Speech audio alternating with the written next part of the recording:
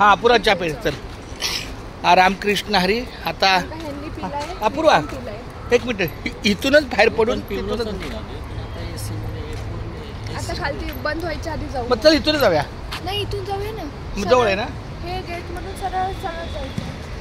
पण चहा मिळेल का? आता बघू ना ते. नाही नाही हा हा पण मला वाटतं ते जवळ आहे ना. रामकृष्ण हरी. सगळे रस्ते सारखेच आहेत. मम्मीला नाही करते नाही.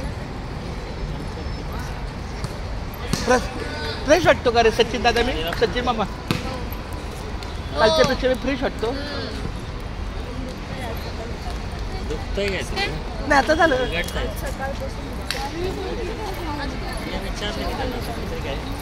रामकृष्ण हरी रामकृष्ण हरी.